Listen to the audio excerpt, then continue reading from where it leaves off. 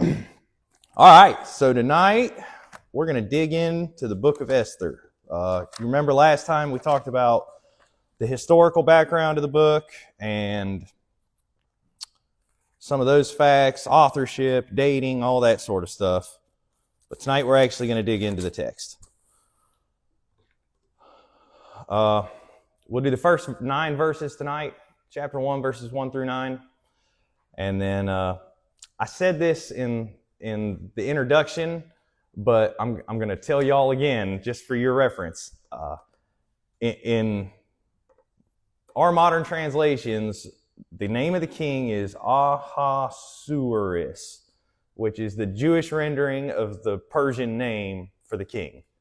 Okay, I just can't pronounce it, and I'm not going to keep trying to sound it out like that. So I'm going to use the Greek rendering of the king's name, which is Xerxes. So anytime you hear me say Xerxes, I'm talking about King Ahasuerus. And even when I read the text, I'm just going to insert the name Xerxes because I feel less like a fool that way. All right, so as is my practice, I'll read the scriptures we're going to study tonight out loud, and then we'll dive into this thing. Okay, so Esther, chapter 1, verse 1. Now it happened in the days of Xerxes, the Xerxes who reigned from India to Ethiopia over 127 provinces. In those days, as King Xerxes sat on his royal throne, which was at the citadel in Susa, in the 3rd year of his reign, he held a feast for all his princes and servants, the military officers of Persia and Media, the nobles and the princes of his provinces being in his presence. While he displayed the riches of his royal glory and the splendor of his great majesty for many days, 180 days.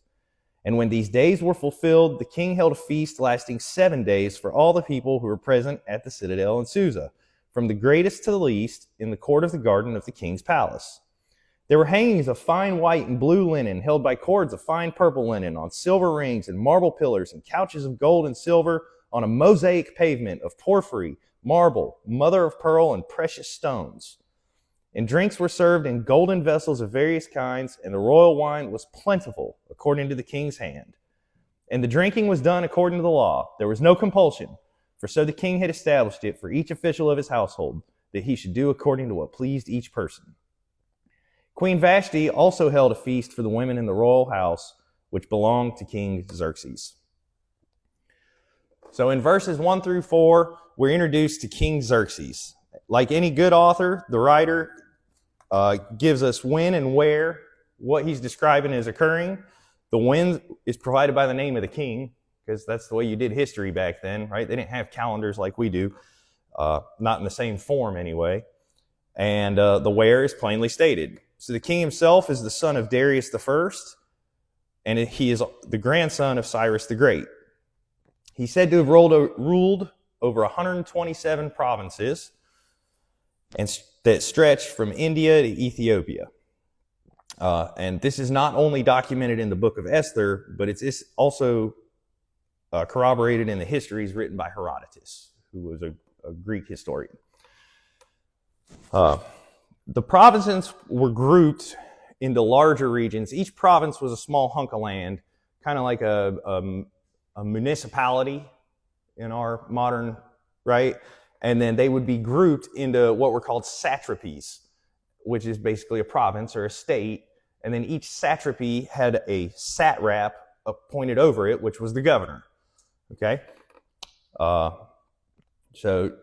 just as many of the ancient empires of the world, there would still be royal bloodlines from the conquered states.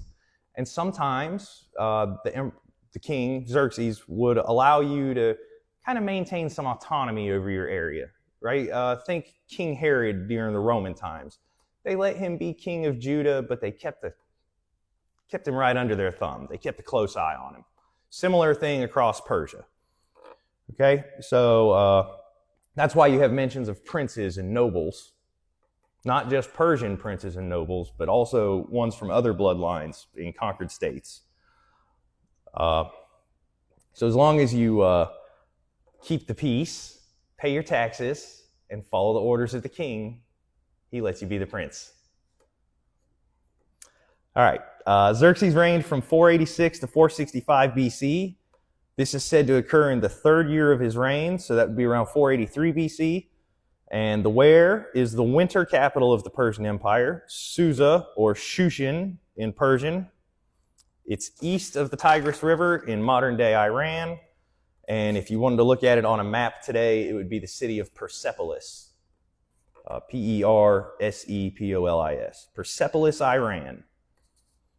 So he calls together all the rulers of his kingdom, the princes, servants, military leaders, provincial rulers, and he gathered them to display the riches of his royal glory, and reported to last for 6 months. Herodotus also documents a great gathering of the Persian leadership in his histories around the same time. But Herodotus says the reason he gathered everyone was to discuss the invasion of Greece, which, if you know your ancient history, 3 years later in 480 BC, Xerxes would invade Greece. If you've ever heard of the 300, the Battle of Thermopylae, that was Xerxes' initial invasion of Greece.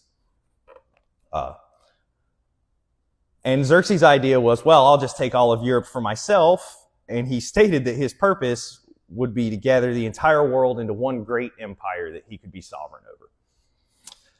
Not ambitious at all. So it's quite likely that the calling of this great feast was twofold.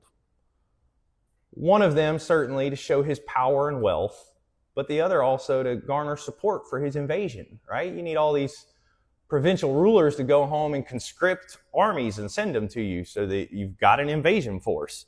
That's how you gather armies. Bring them in, wine them and dine them, remind them how sweet and wonderful you are, and then tell them, I need you to give me 10,000 men, and if you don't, I'll get a new prince who will.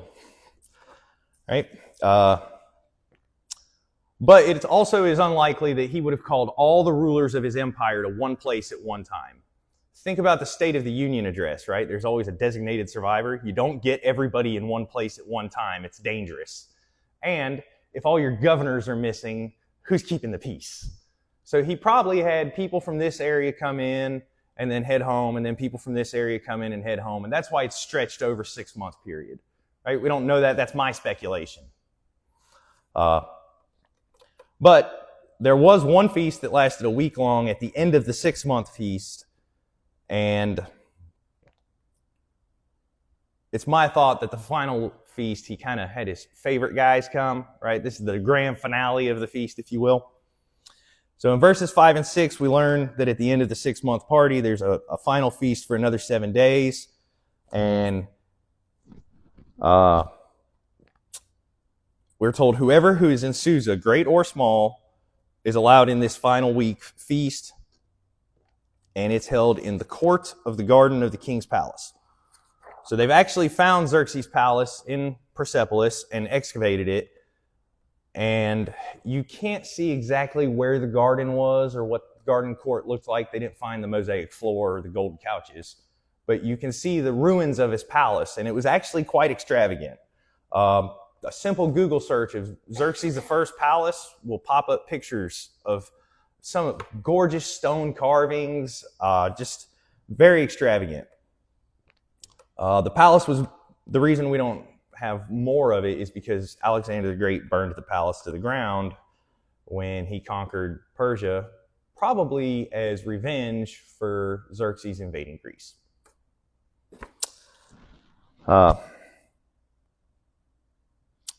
It certainly would have been an extravagant and beautiful garden, right? The descriptions given of like the hanging gardens in Babylon that Nebuchadnezzar had built, it was supposed to be one of the 7 wonders of the ancient world. It was so gorgeous. Obviously, we've never seen it. There are no pictures of it, but you can read the historical descriptions people wrote of them and tell it was finely manicured places made to be enjoyable to hang out in and relax. And around the garden court, there's fine linen, white and blue, tied together with purple strings, tied to silver rings that are hanging from the marble walls. I mean, it paints, in the large mosaic floor, I had to look up what a couple of those stones mentioned are, like porphyry. I'd never heard of that before. It's a cool kind of reddish stone with like a white patterned dots on it. I guess it's pretty rare and of some value, but to have a mosaic floor is a thing all its own, right? Because it takes so much time and effort, especially if you're going to make a picture out of it. I don't know how people piece that stuff together, but then to have all those precious stones in it really would increase the value. So the idea is extravagant, expensive, lavish living, the mark of royalty. Right? And then in verses 7 through 9, we're told that drinks are served in golden vessels. Imagine gathering up 200 people that you barely know and just giving them cups of solid gold to drink out of. Right? Huh? Yeah, I don't have one cup of solid gold, bro. So it just reeks of luxury and excess. We're also told the wine was plentiful, and the king had made sure there was enough wine that everybody could drink as much as they want without worry. In verse 8, we get an interesting insight. Even though the wine's provided freely, there's a law that says no man can be made to drink of obligation, no compulsion. Each person is to do as their conscience guides them. And then we're told there's a second feast at the same time as this one that the queen is holding for the women. That was actually a fairly common practice in the ancient world. The men and women would party and feast separately. Probably less because they were worried about impropriety of any kind, and probably more because women weren't held in very high esteem. They were seen as things to be used for beauty and reproduction. So why would the king need your wife to be there when I'm trying to get you to raise an army? It's just an attitude thing. Okay. So that's our 9 verses for tonight, and I'm sure you guys are sitting there asking yourselves, all right, Luke, what now? So generally when I do Bible study, I like to ask 3 specific questions in my study, right? No matter what I'm studying. 1, what does this tell me about God? 2, how does it point me to Christ? And 3, how do I apply it to my life? So I'm not going to directly answer those questions because there's not a direct parallel to them, but I'm going to tell you something I observed reading this that kind of led me to my actual message. What we can take away from this, right? Everything in the Bible is there for a reason, and there's something we can learn from it. This is historical fact, what we've read tonight, but there's something deeper in it. We just got to look for it. So my first observation reading it is the absolute pride of Xerxes. It jumps off the page at me. He threw this huge, luxurious party that lasted for 6 months long so he could engage in political intrigue and stroke his own ego. Because all those dignitaries showing up were telling him how beautiful the place was, and how good the food was, and how good the wine was, and how much they loved him. He is the king of the empire, and he knows that what he wants done will get done. So that's not the primary motivator for the party, although he does need to tell his rulers to start gathering men. This party's all about ego. So let's look at what the scriptures have to say about ego and pride, and then we'll talk about what to do with that. So everyone turn to Proverbs chapter 16. I'm sure you guys know exactly where I'm going there.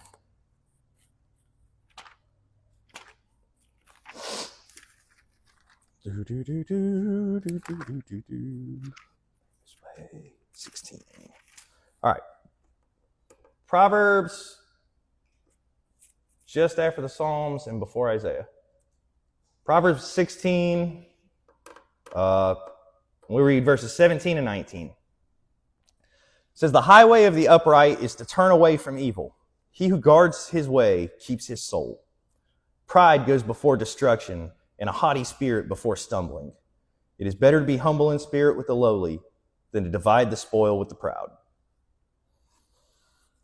So here we're told that pride goes before destruction and an arrogant spirit before stumbling. Anyone relate to that? Anyone ever lived through that? I have.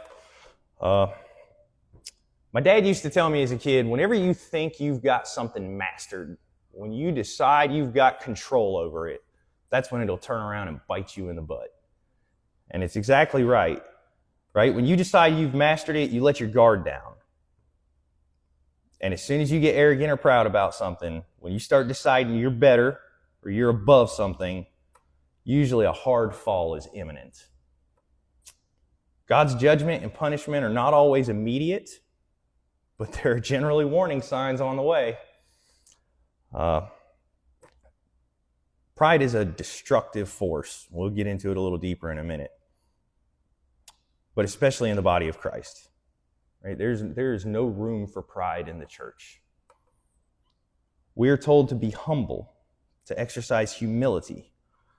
Humility is not to think less of yourself, but to think honestly of yourself and place others' interests before your own. Pride is the exact opposite of that. Pride is to elevate yourself before others and to put the interests and needs of others behind your own. You know that popular saying we hear out there these days, hey, you got to look out for number one. People are talking about themselves. That embodies pride. Pride results in factions, dissensions, arguments, fights. It's the source of many a discontented person. People that can never be satisfied often are very, very prideful. The pride of a single person inside of a church body can derail an entire event. It can be the difference between a good meeting and a bad one. And as we think about our future and moving forward, where we will meet, discuss things, and make tough decisions, this is a wonderful and timely warning for all of us as a church body. We need to see the pride of Xerxes and avoid it.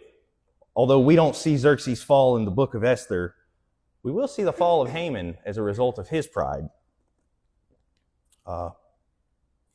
Turn, if you will, to Mark chapter 7. Let's look at what Jesus says about pride, or just one place he mentions it. I guess more appropriate description. Mark 7, verse 20. And he was saying, that which proceeds out of the man, this is Jesus speaking, that which proceeds out of the man, that is what defiles the man. For from within, out of the heart of men, proceed evil thoughts, sexual immoralities, thefts, murders, adulteries, coveting, wickedness, deceit, sensuality, envy, slander, pride, and foolishness. All these evil things proceed from within and defile the man. I would call that a vice list, right? Jesus very plainly lists a whole bunch of wicked characteristics, and he calls out pride. So what do we do with that now? How do we be careful of our pride? How do we recognize when it's happening to us? Because we're all subject to it. You've been proud at some point in your life, and it'll happen again. So the first most critical thing is you got to trust in Jesus. I can talk to you all day about practical matters and solutions and application to your life, and that's just writing a self-help book. If you don't know Jesus, you're focused on the wrong thing.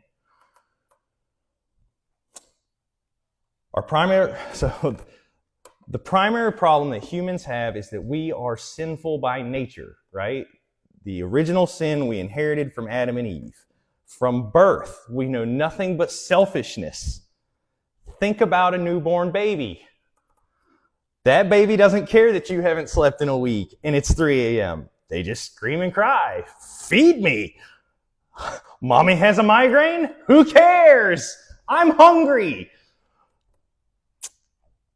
Right? We all have that fallen and sinful nature, and we need the love and grace that Jesus offers us to combat it. If you're worried about being prideful and you don't know that you belong to Jesus, you're looking in the wrong direction. Pride comes before destruction, but not just in this life. People who are too proud to accept Jesus one day will fall in an eternal manner because pride is sin. God is merciful and loving. He will forgive those who ask. But God is just, and He will be glorified in your life one way or another, whether that's in eternity, where you get a glorified body, or eternity in a lake of fire. That's the first thing. Second, we need to take time every day of our lives and sit down and look in the mirror and ask ourselves, who am I really and what am I like? It is hard. It's painful. Nobody wants to look in the mirror and say, I'm selfish and rude. Nobody wants to look in the mirror and say, I'm an absolute mess. But this is not a time for a pity party or to play the victim. If that's who you are, be real with yourself about it. I told my kids since they were this big, if you're going to be honest with anyone in the world, be honest with yourself. Don't ever lie to yourself about who you are, even when it hurts.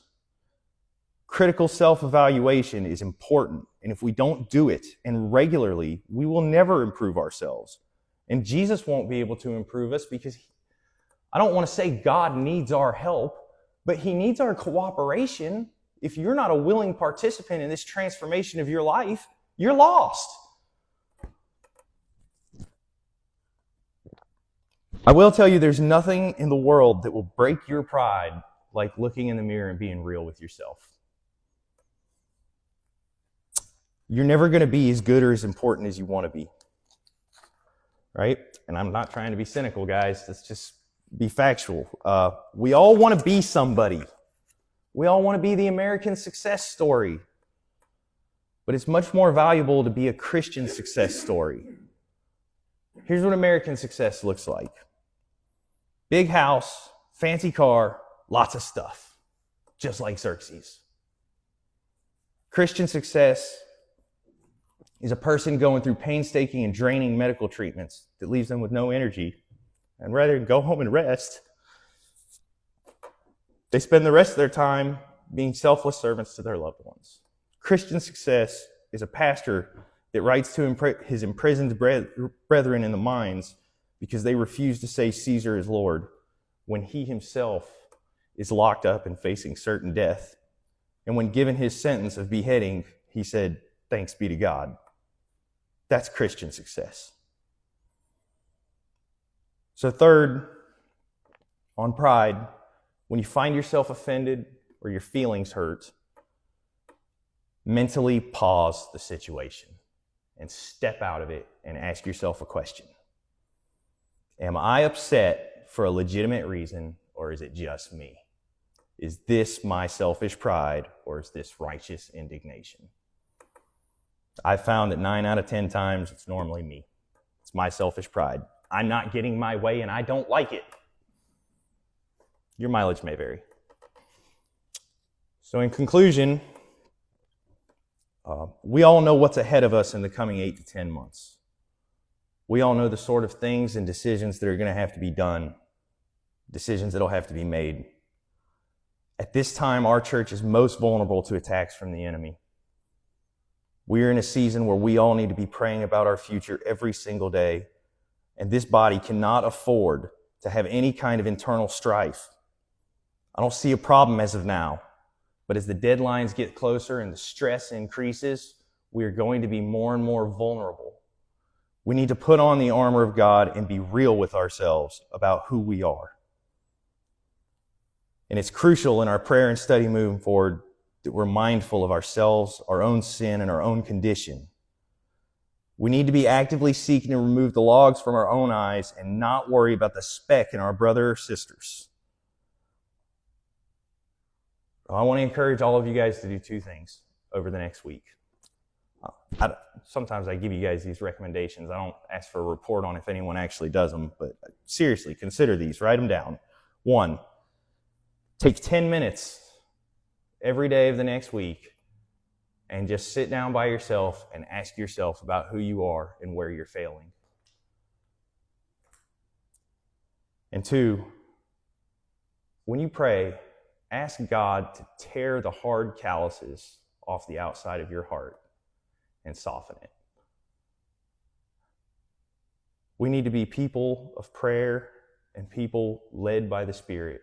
And when we're letting those hard calluses of life that have made us insensitive to things, we're not going to hear His leading. That's all I got, y'all. Comments, questions, criticisms, rebukes?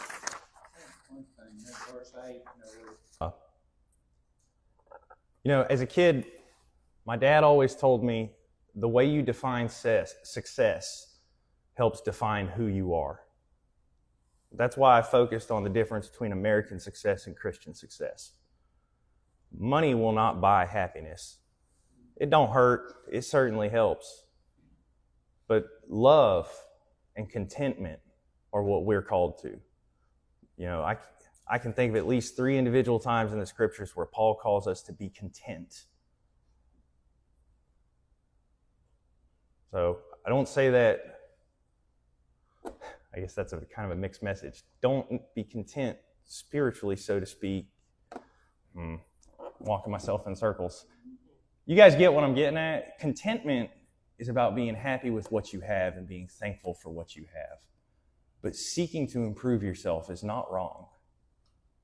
There's nothing inherently wrong with ambition. It's selfish ambition that gets us in trouble. But the line is very fine and it's easy to cross. All right. Anyone else?